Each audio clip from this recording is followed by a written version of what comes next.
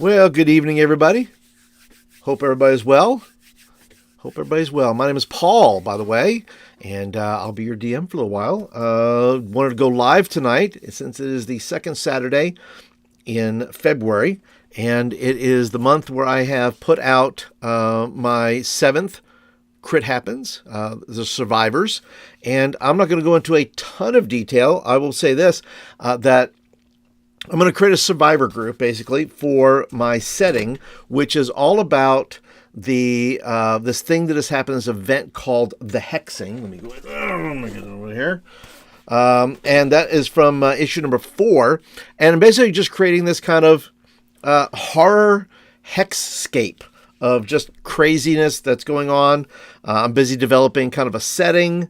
It's agnostic. I'm agnostic, so you can use it in whatever system you're using. And like I said, if you need a survivor group, like if you have something that has gone on in your world, whether it's a massive earthquake or some sort of like the spell plague or, some sort of volcanic eruption or something that's happened in a city or a town, and you're wanting to create a survivor group for that, well, that's what this is for. I put this together. It's got at least 20 tables in it, and I thought we'd do that together tonight. So let me go ahead and get started here. And if you're here first time, welcome in. Thanks for being a part tonight. I hope that you enjoy what we're going to do tonight.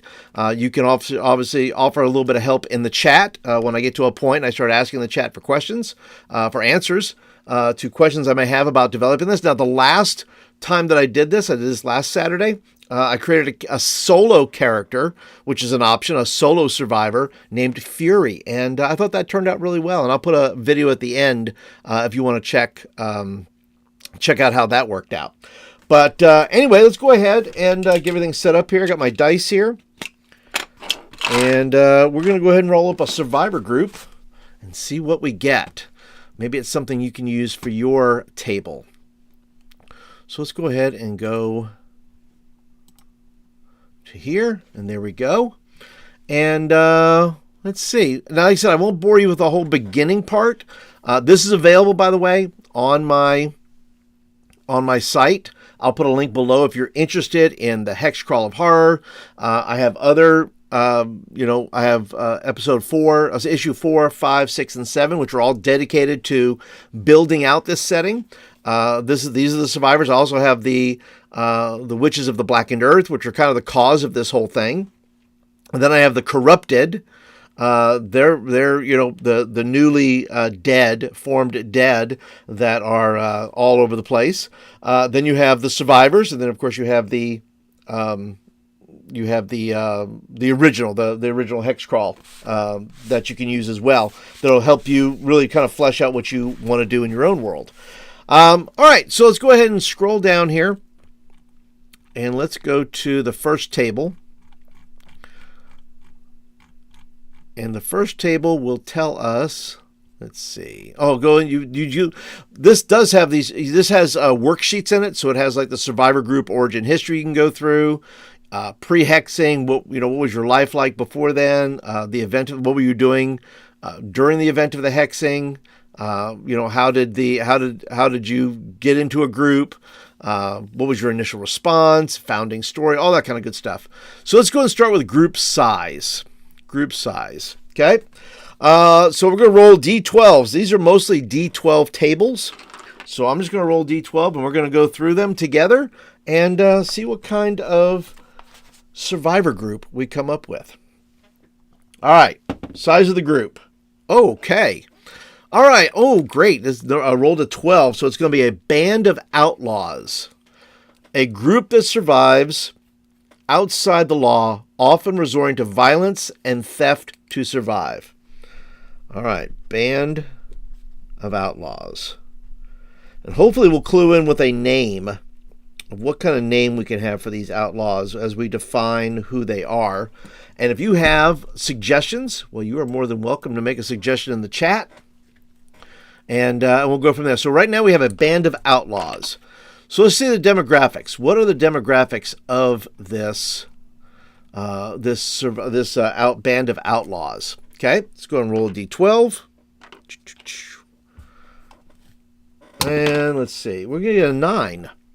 This is going to be, oh, wow. Scholars and intellectuals seeking to preserve and rebuild society. So this is okay, scholars and intellectuals. So they have just gone off the reservation, I guess. These are really smart people who just, maybe these are like middle-aged guys that were looking for the apocalypse to happen because they said, well, this is my chance to do it, right? This is my chance to. These are the guys that rode motorcycles, right? In their 50s, maybe. Who knows? And they said, well, this is great. We get to start over. So they are outlaws. That makes that very interesting that they are very, very smart outlaws here. So they're doing something. They're up to something. All right, so those are the demographics. Let's go to the survivor group leaders. Who is the leader of this band of intellectuals here? I already have some thoughts. I'm going to write this down. We'll figure it out later. All right, an 8. Physically an absent leader. Absent leader. I don't know if I like that. Absent leader. Hey, test. Flint, this is of my own creation. This is a setting. I'm calling it right now. It doesn't really have a name yet. It's system agnostic. And it is called Hex Crawl of Horror. I developed this as an easy way for myself. This is not me telling anybody how to do hex crawls, by the way. This is what I did for me. And if everybody else likes it, that's great. If not, that's okay too. It started with issue number 4 of my zine right here. And that is the tools basically for building using hex flowers and things like that. But I'm building basically a hex crawl of horror because in this fantasy world apocalypse, the witches of the Blackened Earth cast a hex and it devastated the land. So now, as a part of that setting, I'm doing this survivor group because I think survivor groups are cool. And this is really a weird one that we're working on right now. So like I said, names are available. Test, thanks for stopping by, though. Appreciate you being here. And so then we move on. Let's see. We're going to go. So now we have the absent leader, physically or mentally absent, leaving the group to fend for itself. So are they without a leader? So what would a group of intellectual and scholars do without a leader? Is it just basically maybe, and I'll say absent leader. I'm going to roll one more just to kind of see if something else might fit. The egalitarian leader, shared leadership where decisions are made collectively. I think I'm going to go with that. I think this is going to be, I don't think these scholars and intellectuals would operate well. I think they're going to be egalitarian. So let me go ahead and change that to egalitarian leaders. Okay.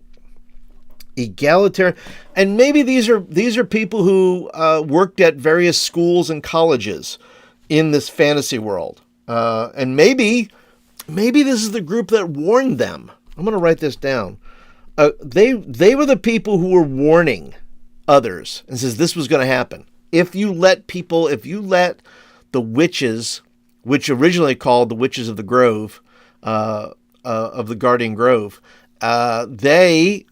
Maybe they warned them. There was a warning. I'm going to say these guys did the warning. These are like the scientists and the people that said, hey, this is going to happen if you guys don't stop.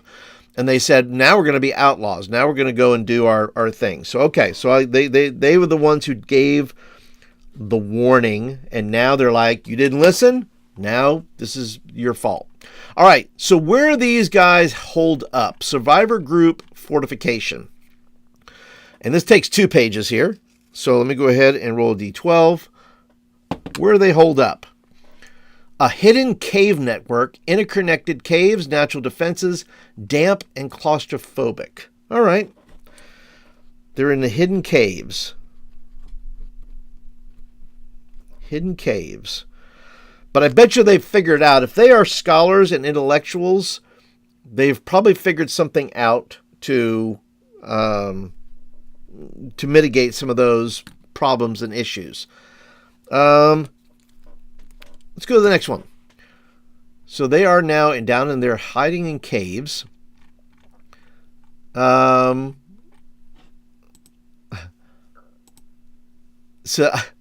I like to imagine RFK Jr. is the leader. That works, man. I think that works. Sure, he's probably in good shape, right? So that's kind of a critical point. You got to be in good shape. So I like where that's going. All right. So food and water. How are they fixed for food and water? A 7. Reliance on stored supplies. They rely heavily on pre-apocalypse food stores, which are slowly dwindling. Okay. Probably should be food storage, so I got to make a little correction there. So they were prepping. They were prepping. They were collecting food, and now they have found out that they are running out, and so now they have turned to Outlaw, and they're vindictive because they're intellectuals and they're mad that the world didn't listen to them. I think that's what it is. I think they quote, like, if they were in our world, they'd be quoting Shakespeare and they'd be quoting, maybe test. It could be. Maybe. Let's see. Could be Mormons. Yeah. Let's see. Could be. There's a lot of people to do it, though, right? There's all kinds of groups of people. All right, so they're prepping, collecting. They're running out. So that's what they're doing. They're now on the road trying to figure this out. So how are they fixed for medical supplies? Let's see. A 2. They have access to pre-apocalypse medical supplies. Limited supply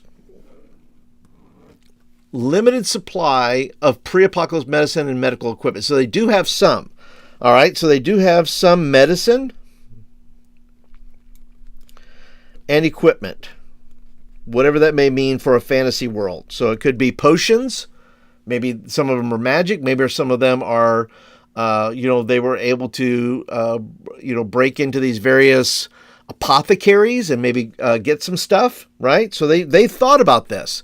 They stored up. They said, we're going to need medical supplies. We're going to need food. So they're doing good. So far, I am happy with the thought process here of these intellectuals that are now a band of outlaws. Once again, still looking for a name for these outlaws if you have one. Now that we're kind of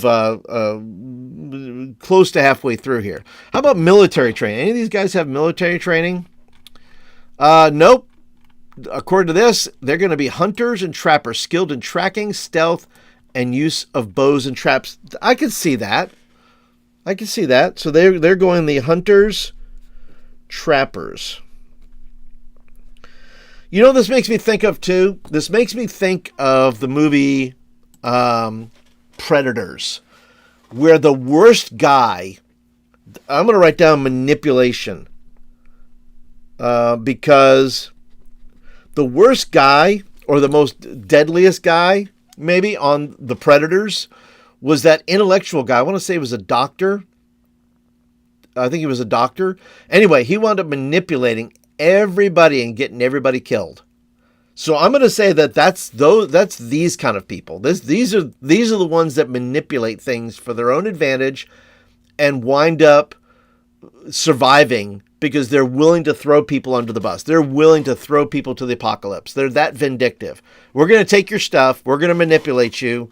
And now we're going to take all your stuff because you were stupid and you didn't listen to us when we told you that the hexing could happen, that something had to be done. So they're hunters and they are trappers. That's what they learned. So I think they learned that. I think they picked that skill up. That's not something they had before. I think they had to figure that out. So I think they had a lot of books, and based on their knowledge of history, I bet of all the supplies they have books. They got a ton of books telling them how to do a lot of different things. And among those books, maybe some very valuable things. How are they fixed for weapons and armor? Weapons and armor. Let's see. Weapons and armor. They are well equipped. They possess a good supply of weapons, armor, and ammunition. So they are well supplied. Once again, that tracks because maybe they saw it coming. Maybe they knew some things, and I don't know how they knew them, but they are well supplied. So they have, and I bet that's from manipulating and getting other people killed, is that they basically stole their stuff. I don't know if they could very well have prepped it and stored up things, but I'm also going to say that they were well, they all took other people's stuff as well. All right, moving right along. Combat tactics. What are they good at? What's their philosophy of combat here? A 7. Unconventional warfare. Methods such as sabotage, espionage, and assassination. I'm down. Absolutely. Unconventional. Totally works for these guys. Unconventional. So they're gonna sabotage, which is exactly what that guy did in Predators. Okay, sabotage, espionage, and assassination, which I think they will become friends with a group, and I think they attack the group from within somehow. One person goes in, and they get in there, and they tear the whole place apart. Espionage and assassination. Okay. All right. What if, well, I'd have to make this up, because if they were in the modern world, I'd give them all the names of philosophers. I would give them, like, somebody would be Socrates, somebody else would be, I don't know my philosopher. Socrates is probably the most famous one I know in my head, but I think you know what I'm getting at. I would name them all a different, Archimedes, and I would say, okay, those would be, but I'll need to come up with some good philosopher names. That would be great philosophers that they're taking the names of those people and they collect all their books. All right. So rules and laws. How do they do their rules and their laws? Okay. And I got to give them, they're probably academics. They're probably teachers. So wherever they were, they got to, each one of these characters in this group will have to be a certain kind of teacher. Maybe, and I bet one of them taught like the history of warfare, something like that, which would make sense. Okay, I like it. Rules. A 6. Law of the jungle, a harsh and unforgiving society while survival is paramount. Law of the jungle. These guys are not playing around. They are like, hey, it is the fight to the finish. It is the survival of the fittest here. So it's the law of the jungle, baby. You didn't listen to us. That's their whole shtick. You people did not listen to us, and now here's where we're at. They're mad. They're straight mad at people. Okay? All right, religion and spirituality. Do they have any beliefs at all? Well, let's find out. Do they have any moral compass? Maybe somebody does. Maybe not the whole group, but we'll see. Okay, polytheism, belief in multiple gods and goddesses. I'll put that down. I'll put down polytheism.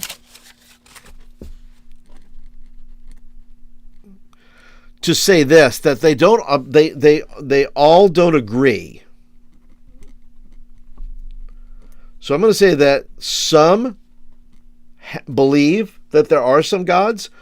There are going to be some that don't believe in any of the gods. I think that's going to be a very mixed bag. So we'll say mixed bag. I think they know enough that there is, but we'll see. Polytheism. All right. Hope and despair. What is their attitude here? What is their vision going forward? Okay. By Jupiter's beard. Yes, test. Absolutely. All right. Oh, there we go. Can't see. No wonder I couldn't see your stuff. You're behind my screen there. By Jupiter's beard, test. All right, now we fixed that. We're good. All right. So let's see. What is it going to be? Hope and despair. Where are they going to land?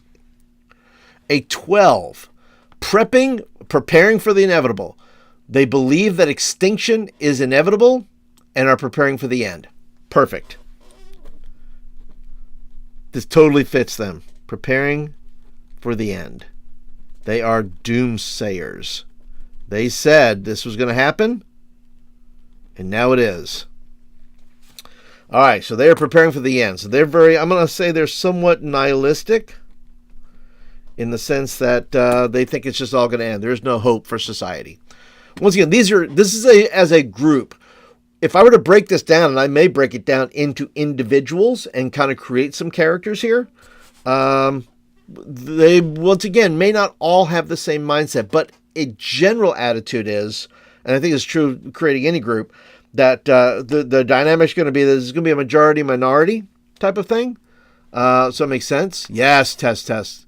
Ragnarok is coming. They believe in it. They have seen it coming. They have had a vision. All right. Let's see. Let's go on to trade and barter. How are they doing this? They're stocked, but it may not be complete, right? So they got to figure out something. So what are they doing? A 3. Perfect. Ruthless traders. Exploit other groups through unfair trade practices. Yep. Exploit other groups. Boy, these guys and girls, they're bad. They're mean. They're a mean bunch. Ruthless traders. They will take your stuff through unfair trade practices, whatever those may be. Okay? All right, moving along. That's how they trade and barter. Alliances and rivalries. What is their context? How do they get along with others? Probably not very well. All right. Let's see. They have multiple alliances. Hello, David. David Thompson. Good to see you. Glad you're here. Working my way through my issue number 7 of the Survivors. Trying to create a survivor group here. Let's see. So they're going to have multiple alliances with several maintained alliance with several other groups, creating a complex web of relationships, which I think they would have to do to get what they need to get. That's part of the manipulation. So they have multiple alliances. And this is going to be, I'm going to say with other outlaws too. Maybe they don't have it with traditional, but maybe they have alliances with other outlaws. Maybe they're having plotting with other outlaws to do some things. Okay? All right, let's move on. Exploration and expansion. What is their attitude towards this? An 8. Oh, driven by revenge. Driven by a desire for revenge against a distant enemy. Revenge against a distant enemy. Who is the distant enemy? That's a good question. Is it the witches of the Blackened Earth? Or is that their target?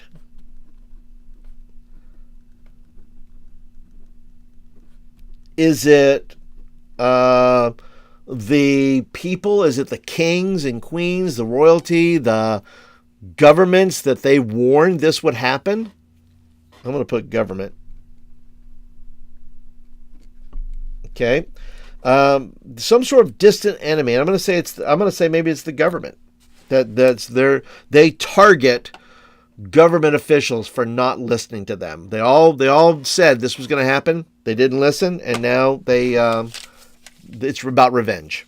They're in the revenge business now. These scholars and intellectuals, smart people that have been tainted by the hex. All right. So magic, and there's magic in these survivor groups. There are sources of magic, divine power, whether they're hex touched or not. So let's look at the hex touch table. Are any of them hex touched? Did anybody, when this hex happened, things popped off, right? magic is out of control. The ley lines in the earth are corrupted. Okay.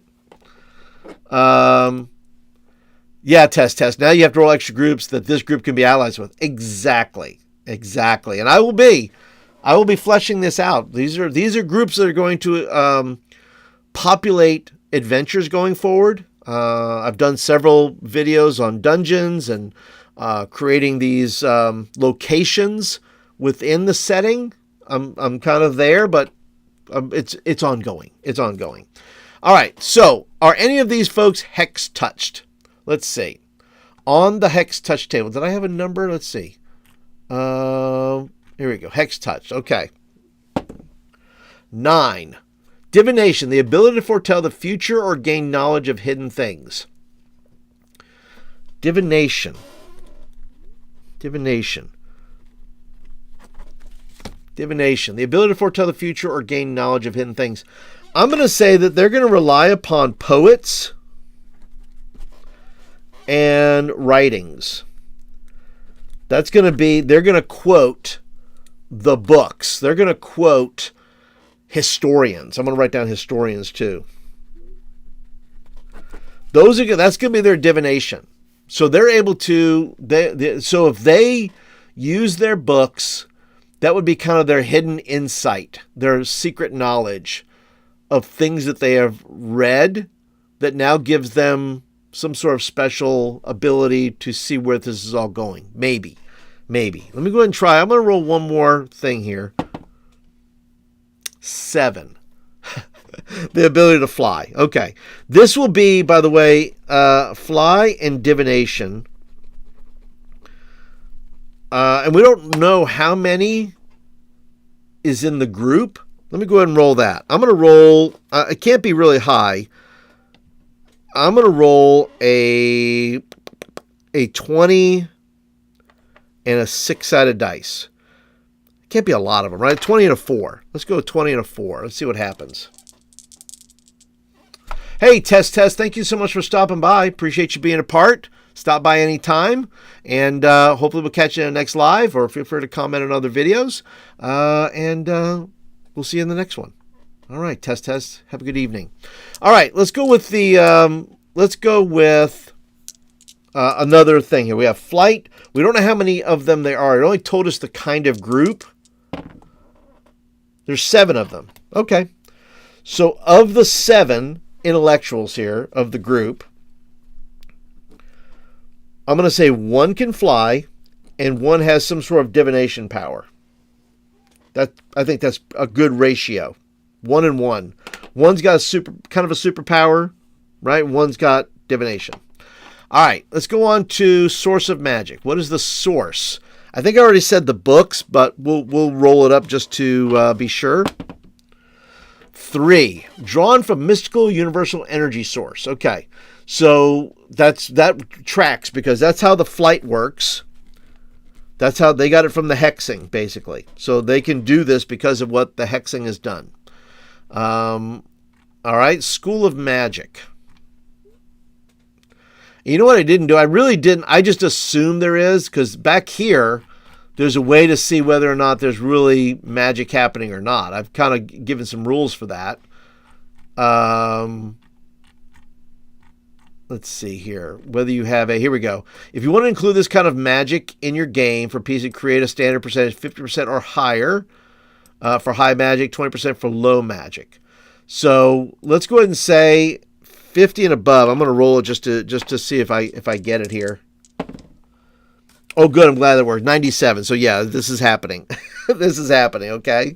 All right. So I rolled high for high magic. So this is going to be for a high magic group. All right. Back down to School of Magic. School of Magic. All right. Let's go roll the 12-sided dice. Okay, the School of Magic, divination. Okay, well that works, that tracks. So that's where the other one comes from. All right, magical limitations. Let's go ahead and roll for that. Let's see, what are the limitations and risks of this power? I'm rolling kind of low tonight too. Spellcast time required to cast a spell. Well, it's not really, they don't have that. So I'm going to roll that again because it doesn't apply. Okay, cooldown periods. Cooldown periods.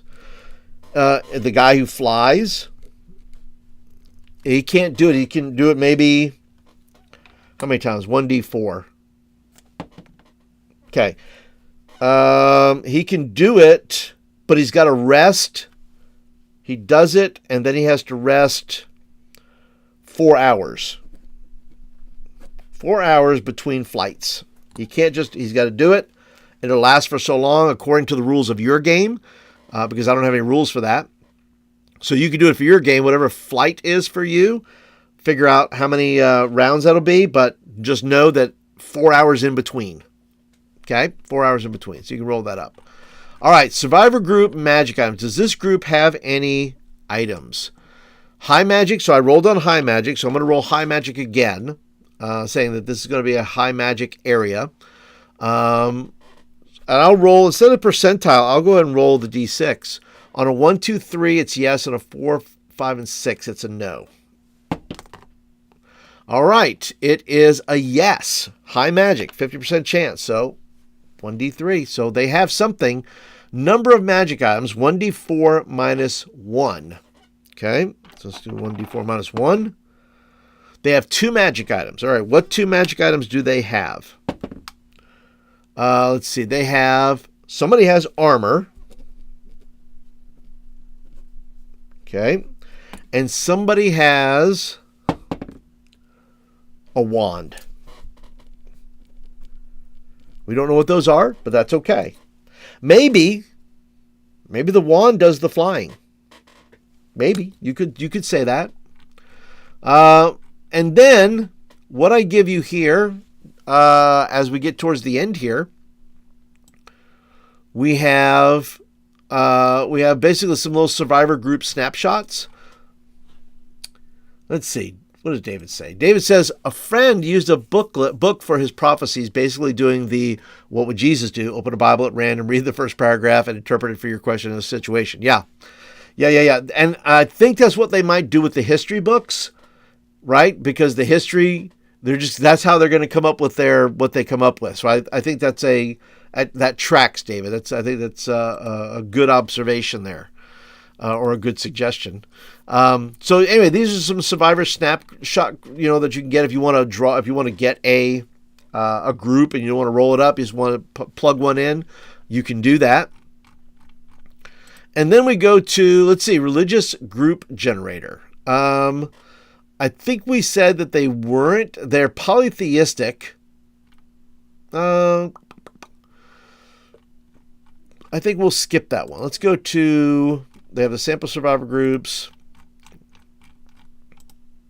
Let's see. I think that's it. I think we've gotten everything we need to get because there's the worksheet at the end. And there it is. All right. Well, fantastic. I think we've accomplished what we need to accomplish. So here's what we have. I still need a name for this group. So we have a survivor group, Band of Outlaws. They are scholars and intellectuals, but they're outlaws. They are egalitarian leaders. Egalitarian leaders, which means they believe it's a shared power, basically. They're all very like doctors. Like they're like, what do you think, doctor? Doctor. They have medicine and equipment. They are hunters and trappers, which they learned from books. Because they love their books. They are well supplied. From prepping. They have unconventional fighting style, which is sabotage, espionage, and assassination. They're just nasty. Law of the jungle, for sure. That's how they live. They are polytheistic.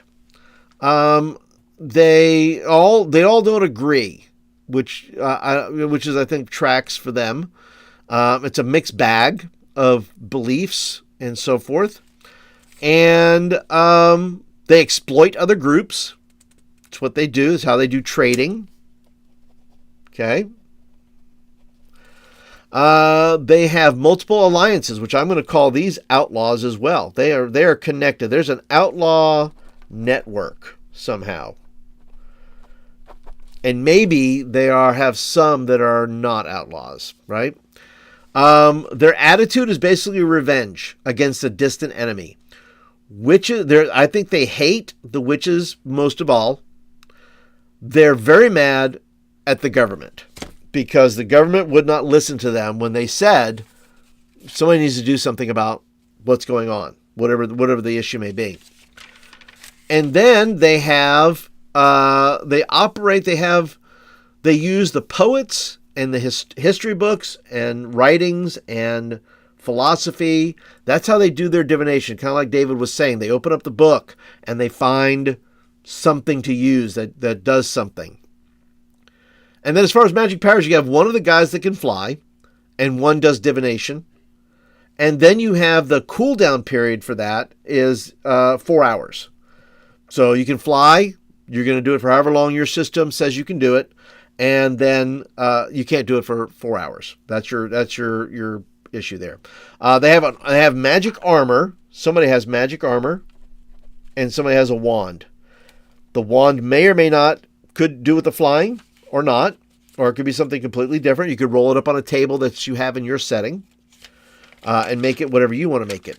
But yeah, that's it. I think that is the dealio. We have sufficiently, I think, come up with a fairly good group. I like it.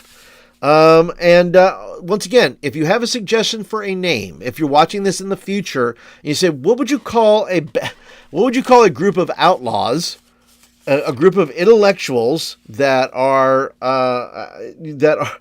outlaws, that are out for revenge against the government because they warned people this was going to happen? What would you call that group? I don't know. I'll let you leave me in the comments. In the comments, everybody. But if you enjoyed the video, be sure to go and click the thumbs up button. That tells me you like the video and you want more of them. If you're not a subscriber yet, would love for you to be a subscriber, be a part of the community here. Lots more videos coming. I have a video dropping on Monday about, did a little bit of a review on a Shadow Dark resource product. So you want to check that out. And but that's it for tonight, everybody. Thank you so much for watching. Thanks for hanging out on your Saturday night. And hopefully I'll catch you guys in another live one, right? All right. Have a good night, everybody. We'll talk to you guys later.